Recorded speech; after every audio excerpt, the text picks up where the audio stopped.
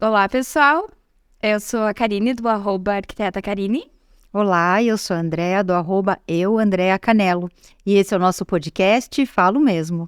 Então, hoje a gente vai fazer mais um episódio que é sobre violência psicológica e a nossa convidada de hoje é a psicóloga Andiara Roma do Amarante, já que é minha conhecida de muitos anos, né? Então, a Andiara, ela tem um instituto que é formador de terapeutas de família e casal, que chama Elo. Então, para quem quiser procurar e pesquisar, é o @elo, do Centro de Estudos. E ela tem, tu estava contando para nós, 26 anos, né, de instituto e não mais, né, mas somando também 40 anos de experiência na área de psicologia já. De experiência clínica, né, atendendo indivíduos e depois, nos últimos 26 anos, casais e famílias também. Então, eu acho que tu é uma pessoa super indicada. Andiara, a gente já fez, inclusive, um episódio lá ano passado, logo que a gente começou.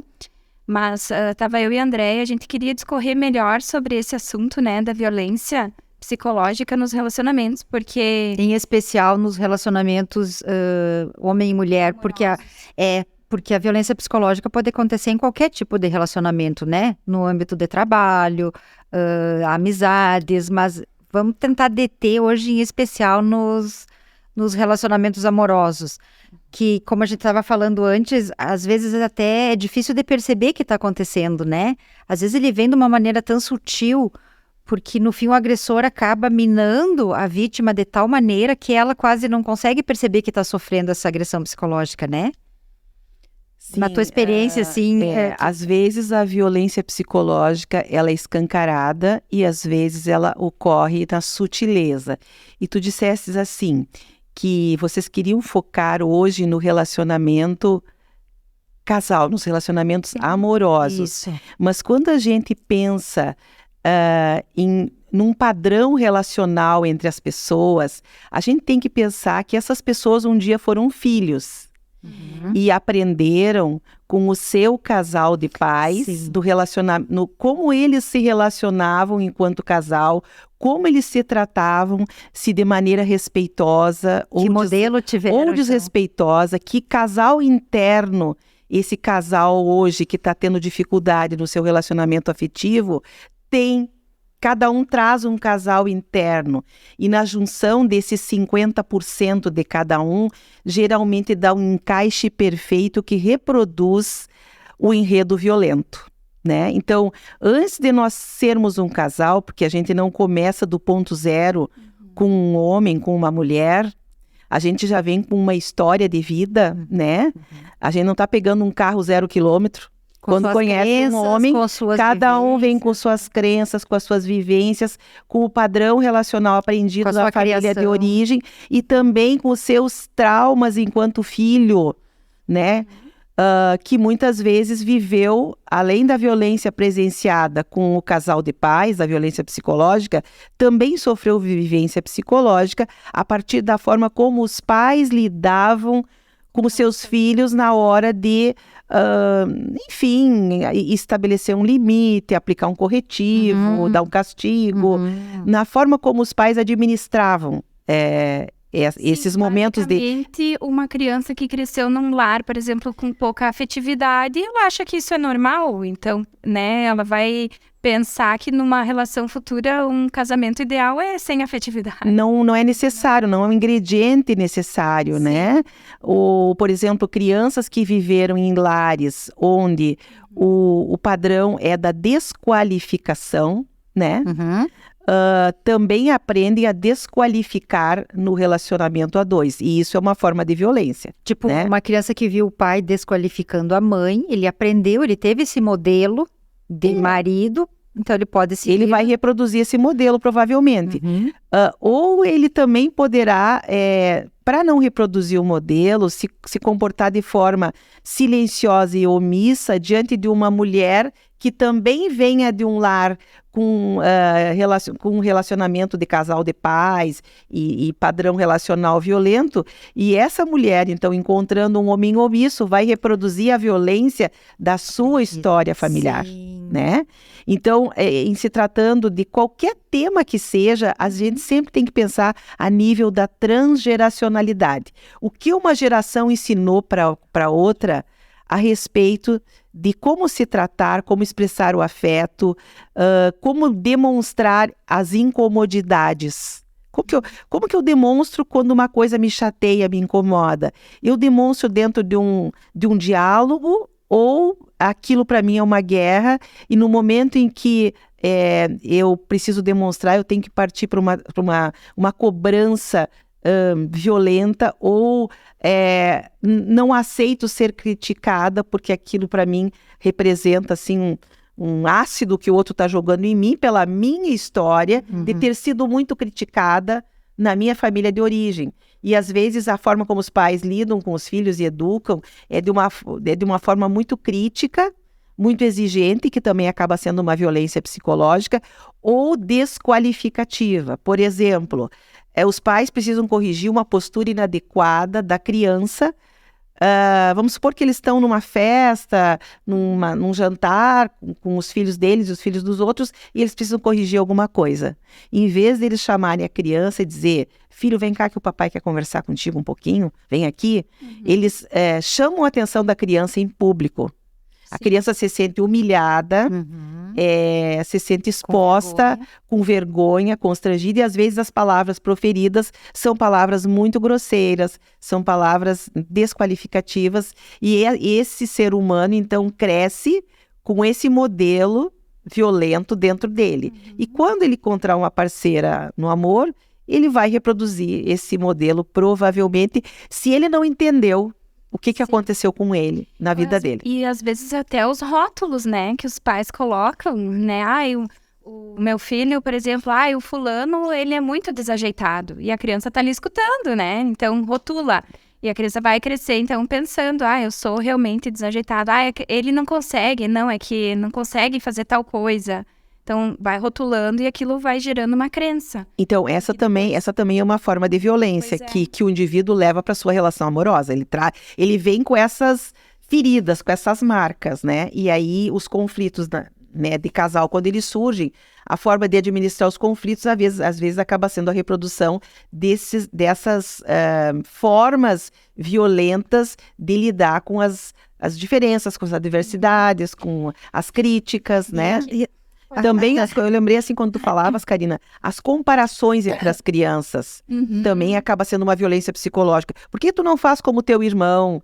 Por que tu não estuda como ele? Por que tu não é esforçado como ele? Ou por que tu não faz como o fulano, o filho do vizinho, né? Essas comparações também acabam sendo uma forma de violência psicológica. E às vezes a violência psicológica vem mascarada, disfarçada como ciúmes, como a pessoa tem uma personalidade forte, ou como um excesso de cuidado, mas na verdade é uma violência. Sim, porque se o ciúme acaba sendo algo que cerceia a liberdade de uma pessoa, ele é uma forma de violência.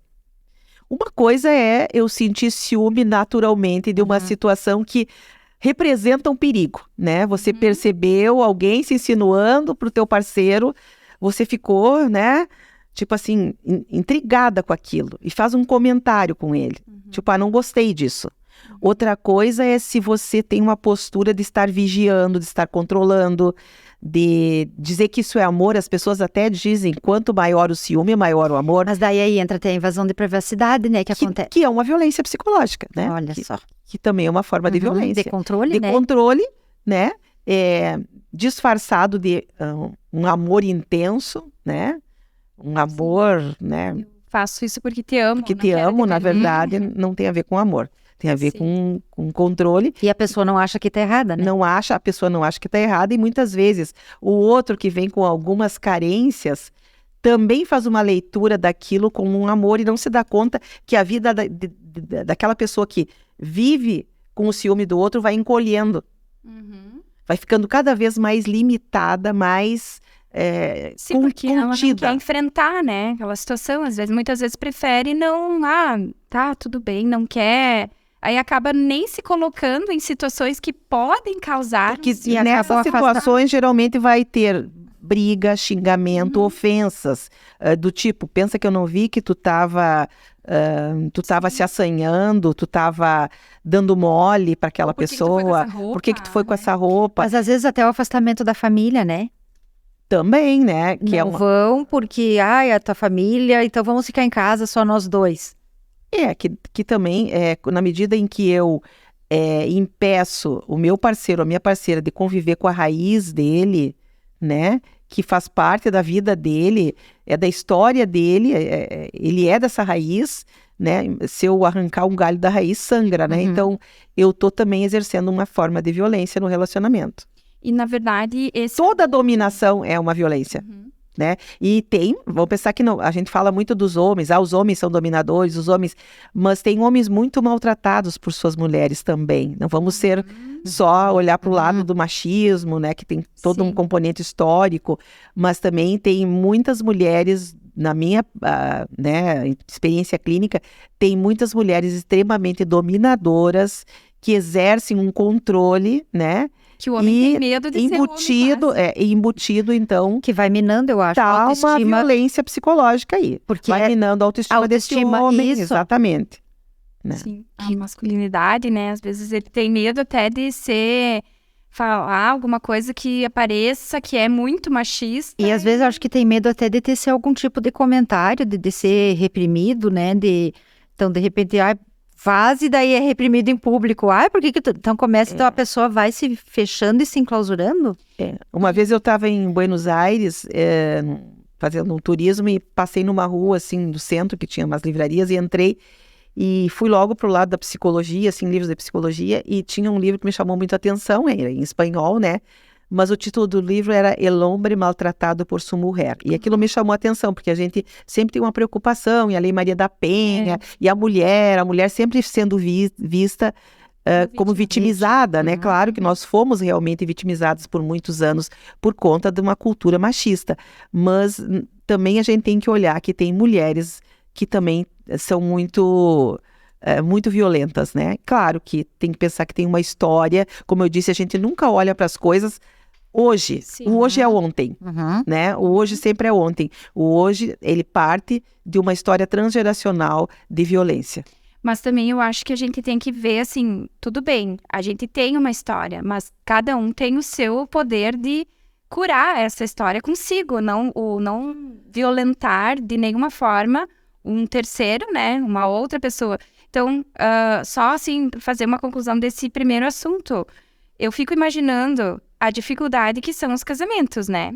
Então, que vem um homem e vem uma mulher, aquilo que tu disse, com cada um com as suas feridas e tal, e eles formam um lar e que ainda vem um filho ali. Então, mas cada um tem que resolver os seus problemas internos para daí conseguir começar uma família, vamos dizer, mais emocionalmente saudável. E isso é responsabilidade de cada um. Eu não posso também ficar violentando e culpando o meu passado, entende? Mas às vezes as pessoas não se percebem, Não porque se já está tão naturalizada essa isso- postura, que para ele, eu não porque sou agressor. Aquilo que passa a acontecer com frequência na vida de uma determinada família passa a ser naturalizado, normatizado, né? Então, assim, o que tu diz seria a situação, seria a situação ideal. Mas o que tu tá trazendo também é a questão assim, mas se dar conta, até que ponto as pessoas conseguem se dar conta que elas estão repetindo um padrão, né? Muitas vezes elas só conseguem fazer isso com a ajuda de um profissional, na medida em que o profissional traz a consciência, a força dessa história, desse legado de violência, né? E elas conseguem, então, começar a prestar mais atenção nas suas atitudes. Se curar. Se não capaz de até servir mais como um xingamento. Mas tu tá louca de ficar falando isso? Da onde? É tu que tem problema. Porque muitas vezes em casa, na hora da briga, é exatamente isso. Um usa a família do outro para ver se o outro se dá conta. Tu tá fazendo igual ao teu pai, só que isso aí o tiro sai pela culatra. Em vez de ajudar, faz com mas que eu aquela gosto. pessoa se enraize mais naquela história familiar, né? Porque também é muito difícil virar as costas para uma história familiar. Para poder fazer isso, a gente tem que compreender o nosso lugar dentro desse contexto familiar, entender toda a dor e o sofrimento que esse padrão relacional violento causou para tantas pessoas da família, né? Para tantas gerações, entender isso para poder parar com a repetição. Porque assim como outras situações, por exemplo, o alcoolismo. A gente vê famílias que gerações e gerações teve gente que morreu de cirrose e a família continua com o padrão da embriaguez, né? É preciso olhar para essa história, entender essa história. Qual é a função da psicoterapia? É ajudar as pessoas a olharem para essa história, compreenderem para poderem, então, decidir, eu quero mudar isso. Interromper o ciclo, mas que não seja como uma traição. Que não seja como uma traição. Eu não estou traindo minha família se eu não continuar. Exatamente. Então, a terapia tem o objetivo de ajudar a pessoa a lidar com esse sentimento de estar traindo uma história, o legado às vezes o legado pode ser o legado do fracasso financeiro. Sim. Tem famílias que têm uma história de derrotas financeiras, outras que têm, enfim, cada uma com o seu enredo, outras que têm o enredo da traição. Em todas as gerações, alguém vai sofrer traição, né? Tem outras que têm o alcoolismo presente, né? Tem abuso também. Separação. Separação, um abuso é muito presente. Se você identifica uma situação de abuso sexual aqui, né? Você vai olhar para a história familiar e vai ver que outras pessoas também sofreram abuso. Então fica um tema velado, e se fica velado e não é falado, as pessoas não conseguem trazer a consciência para tomar mais cuidado, para prestar mais atenção e não reproduzir o mesmo enredo, o mesmo padrão. E a trazer a consciência, esse é um movimento difícil, né? De trazer a consciência é um movimento mais difícil. O que pode ser o medo que bloqueia? É inconsciente. Ele não acha que é errado, né? Porque assim, exatamente porque é normal aquilo, né? Tava lembrando de um casal que eu atendo, que ele é muito amoroso com ela, mas que quando ele briga, ele se descompensa. Quando eles têm qualquer situação conflitiva, uma discussão, por exemplo, por causa de pontos de vista diferentes. E ela é uma mulher forte, que quando ela se posiciona, ela defende o ponto de vista dela. Ele teve uma mãe que se submetia ao pai, porque só o pai tinha voz. E quando a mãe enfrentava o pai batia na mãe. Então, na família dele, teve violência física. Na dela teve violência verbal. O pai se descontrolava e gritava, e encaixe perfeito, né? Na dele, violência física, na dela, violência verbal. Então o pai nunca encostou a mão nela nem na mãe, mas gritava, se descontrolava e botava medo em todo mundo. E só o pai tinha razão também. Ameaças. Ela então vem com uma história de uma mãe submetida que ela condenava essa atitude da mãe. Por que a mãe não enfrentava o pai? Então ela vem para o casamento com a ideia de que ela não vai permitir que alguém cale a boca dela, não vai permitir que alguém impeça ela de expressar a sua voz. Ela foi para o extremo oposto. E ele vem de uma família onde a mãe se submetia, porque senão apanhava do pai. Então ele entendeu, o formato de casal dele é que a mulher sempre se cala e a última palavra é do homem. Quando eles entram em conflito por causa de pontos de vista diferentes e ela enfrenta ele se descontrola porque isso foge ao padrão dele e ele xinga ela. Daí ele xinga de palavras que ele não costuma dizer no dia a dia para ela. No dia a dia, quando está tudo bem, ele trata ela por amor, minha princesa, sei lá, qualquer outra coisa. Aí, nesses momentos, ele vira um monstro. Ela sempre traz na terapia que ele fica com os olhos cheios de raiva e ele... É um gatilho. Ele ofende com palavras do tipo louca, imundícia, Sim, né? bem depreciativas. Vai tomar lá, coisas assim, coisas depreciativas, né? Que ela fica muito sentida porque isso é uma violência verbal. Ofende? Né? Como o pai se descontrolava e exercia violência verbal, isso remete ela à história de vida dela. E aí, então, é difícil para a pessoa se dar conta de onde ela está metida, né? Tem no casal, às vezes, um dos dois que tem um pouco mais de recursos internos para perceber isso. E o outro, às vezes, é mais limitado, né? Às vezes mais concreta. Então, nesses momentos, a terapia de casal pode ajudar, né? Porque daí, às vezes, um não ouve o que o outro quer dizer, porque entende que o que o outro está dizendo está querendo me submeter ao que ele quer, né? Então, na terapia, o terapeuta muitas vezes consegue acessar o inconsciente dessa pessoa e fazer ela reviver certas cenas e poder entender por que ela reage dessa ou daquela maneira, para que, aos poucos, essa pessoa vá mudando esse padrão. E deve acontecer, por exemplo, dos teus pacientes, que muitos vão porque o outro quer. Geralmente, principalmente os homens, né? Hoje até arrastados. Hoje até tem mudado um pouco isso. Eu tenho sido procurada nos últimos tempos, assim, por homens que às vezes começaram uma terapia individual e viram a necessidade. Por outras razões, né? Por exemplo, qualquer razão que faça eles procurarem terapia individual. E na terapia individual começou a aparecer algumas questões do casamento.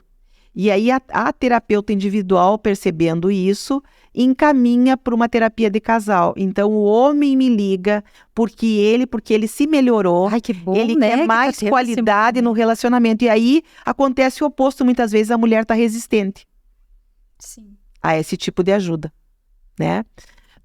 Então... Porque vira quase que uma competição, né? Quem convive com uma violência psicológica em casa. Então, é isso. Se dos dois do casal vai e se percebe e melhora um pouco, quando ele vem chamar o outro para participar dessa evolução, vamos dizer, pode parecer que é uma competição, porque já está naquele ciclo tóxico já há muito tempo e...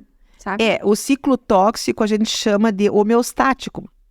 Eles estão naquela homeostase. Assim eles sabem como funcionar. Se um dos dois melhora, desequilibra a homeostase do casal. Aquele que melhorou já não consegue mais conviver daquela forma. Então, desequilibrou a homeostase. E aí, esse que melhorou, às vezes, quer uma ajuda para que eles se estabilizem e passem a conviver num padrão mais evoluído. E aí, às vezes, o outro resiste porque o outro tem medo do novo, tem medo de não saber como lidar com o novo. Mas, às vezes... o agressor, como vai minando a autoestima, ele vai abafando as reações da vítima, ela também não consegue, porque ele começa a questionar a sanidade, né? Tu é louca, ou vai distorcer alguma coisa, diz, não foi assim, tu que interpretou mal. Daí a pessoa começa a se questionar, mas será que eu, então, tô errada? Então, para a vítima ter essa reação, às vezes leva um bom tempo, né? Leva, porque tu tá abordando uma questão muito importante, que é a vítima começa a duvidar das suas próprias percepções. E até porque geralmente... Ela percebe, mas isso tá inadequado, mas isso aqui não pode. Mas lá pelas tantas, o discurso do outro é tão convincente que a pessoa acaba, né, se questionando, mas será que o que eu percebi é o que eu percebi? E o agressor... Será que o que eu vi é o que eu vi? Será que eu não estou exagerando? Será que é isso mesmo? Será que o que ele fez é tão grave assim? Só que às vezes é tão grave e a pessoa não consegue registrar justamente por conta do discurso do outro né? E geralmente o agressor é muito querido com fora. Então, se ela for reclamar, ela é desacreditada. Exatamente. Daqui a pouco chega a família. As duas faces do agressor. Porque daqui a pouco chega a família. Mas por que ele é tão querido? Eu quero me separar. Mas por que tu quer se separar? Ele é tão... Então, se ela não tem um apoio... o agressor apresenta uma fachada, né? Só que dentro de casa, o agressor mostra, nos momentos de conflito, ele mostra as origens dele. Ele mostra de onde ele veio, as dificuldades que teve através de suas atitudes e comportamentos. E até as ameaças. No social ele não vai poder fazer. Claro. Embora alguns não consigam disfarçar nem no social, né? Tá. Nós vamos ver indivíduos que não conseguem nem no social disfarçar esse jeito violento. E aí a gente vê no trânsito, né?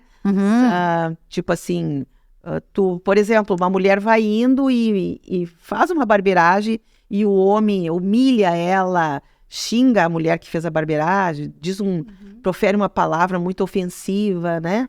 E as ameaças também, Desqualificativa, né? ameaça. Porque daqui a pouco, se chega num momento que a vítima, vou falar vítima, né? Porque, enfim, está sofrendo, até tenta se impor, ou tenta, eu quero me separar porque eu não estou feliz.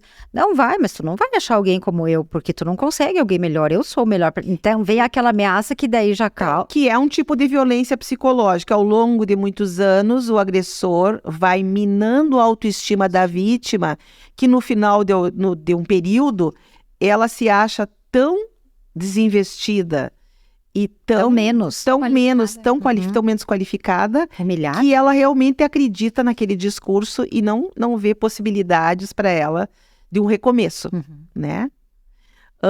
Eu estava lembrando assim, ó, quando vocês iam falando também, que nas sutilezas da violência psicológica, e nem sei se é tão sutil, eu não acho mais sutil hoje em dia.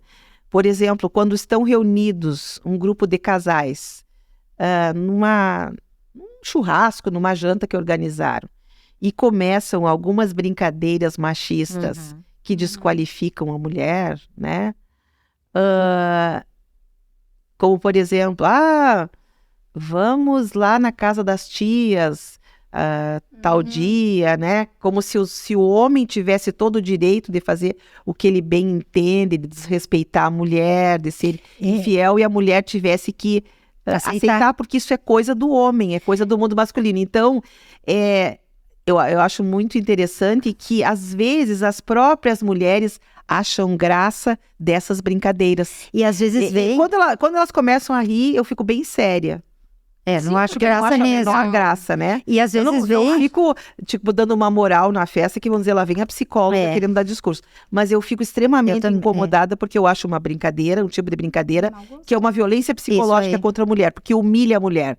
Eu sou homem, eu posso, e tu vai ter que ouvir isso e ainda achar graça. E às vezes tem bem específico. Né? Não, e às vezes tem específico. Vamos lá nas tia, porque em casa eu já não tenho mais cuidado. Aí também é uma outra violência psicológica, porque desqualifica a mulher sexualmente, coloca ela num lugar de constrangimento, humilha.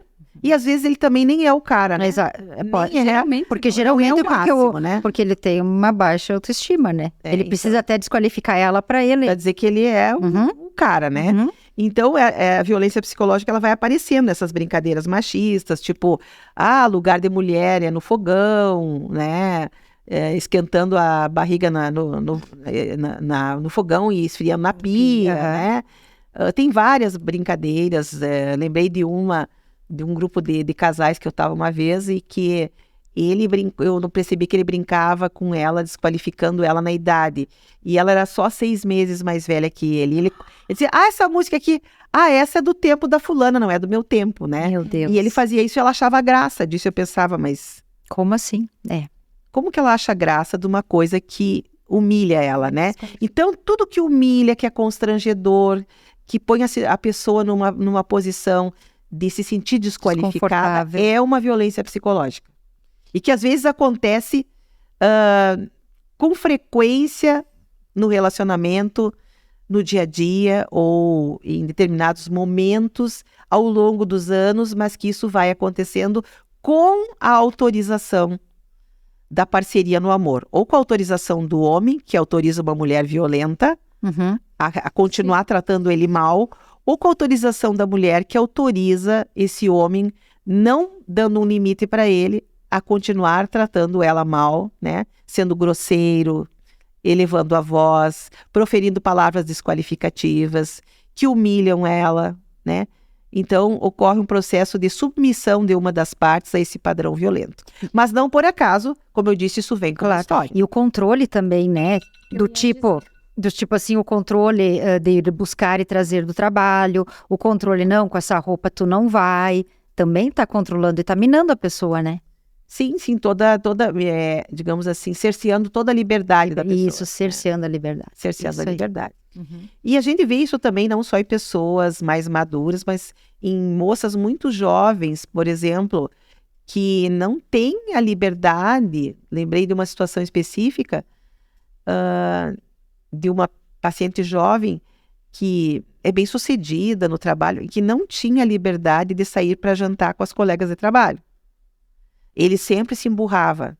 Se emburrava. Se emburrar também é um tipo Isso aí, se de emburrar. violência, de Ficar de mal, né? Porque se empurrar, assim, ó, já atendi casais que ficam um mês, ele ou ela, emburrado, isso é um maltrato com o outro, né? Meu não Deus. se fala. Tipo assim, é castigar o outro Uhum. por algo que eu não concordo e que eu faço esse jogo, Pra deixar o outro mal. jogo violento psicológico para deixar o outro mal com aquilo, Ai, foi, ó, tô sempre por tua culpa. né? Então, assim, Que já lidei com muitas situações onde... Eu acho que é uma coisa bem comum, né? E é uma coisa assim, uma uma atitude situação. bem primitiva, né? A criança que tende a se emburrar, a criança muito pequena, né? A ficar emburrada. Não deveria ser mais um comportamento de adultos. Mas vamos pensar que esses adultos trazem para a relação a criança sofrida que também, né, não conseguiu sair desse lugar porque provavelmente não conseguiu ter direito a expressar-se.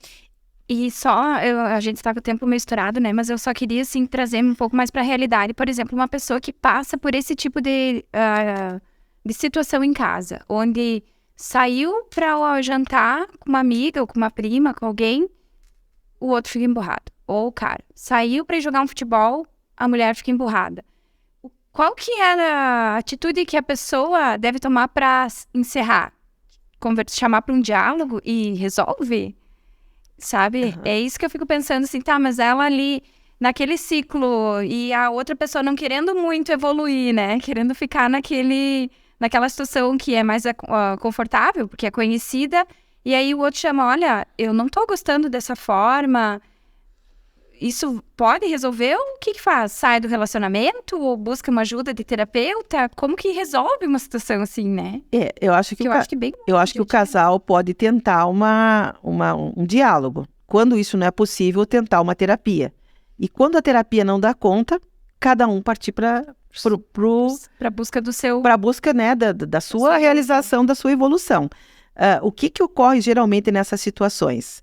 Quando sente que a sua liberdade está cerceada e que o outro está no controle, e que quando volta do futebol ou de uma janta com as amigas, o outro está emburrado e né, profere um castigo. O que ocorre geralmente, que eu percebo, é que aquele que foi castigado dá ibope para aquele que castigou, né? Os casais não se dão conta que ficam nesse círculo, e um círculo não tem começo nem fim. Eu me emburro, mas eu alimento. Eu me emburro e alimento isso. E tu fica alimentando o meu burro porque tu fica me procurando e dizendo, mas o que foi? Mas eu não fiz nada, mas eu fui lá, mas... Se desculpando. Se desculpando. Então, esse ficar se desculpando reforça o comportamento daquele que se emburra. Interessante. Né? É um círculo, e um círculo não tem começo nem fim. O que a gente tem que fazer é interromper o círculo.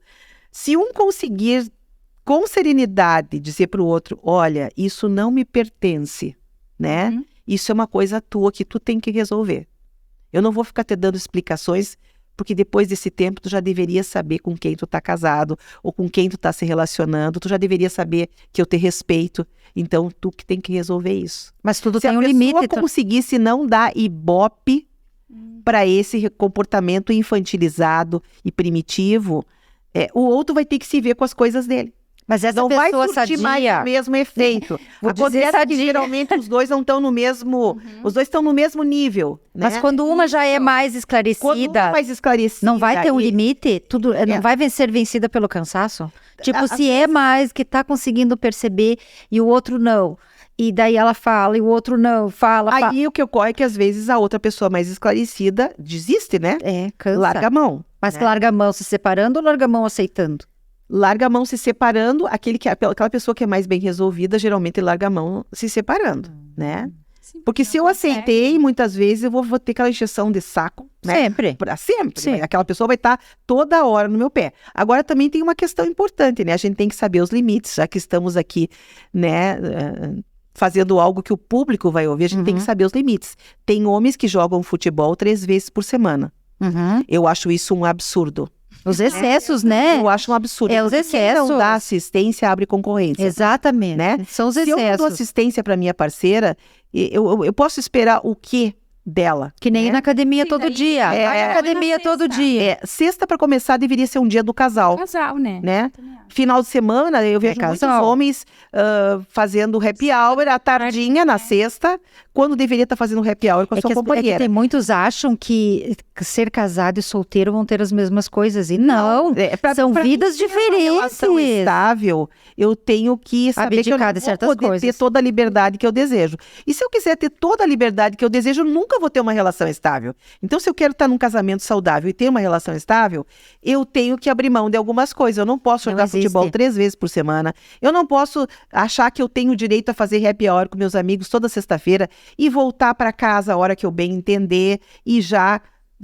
Sim. E nem a mulher e todas já as noites. bebi, e já cheguei, a mulher tá ali. Ou a mulher e né? todas as noites na academia. A mulher tá falando da academia, a mulher achar também que ela pode sair com as amigas dela, sei lá, Segunda, quarta e sexta. segunda, quarta e sexta. Tem limites, né? São os Eu limites. posso ter direito a momentos individuais meus com as minhas amigas, ele pode ter direito a momentos individuais dele com os amigos dele. Isso não deve, esse casamento não é cárcere, né?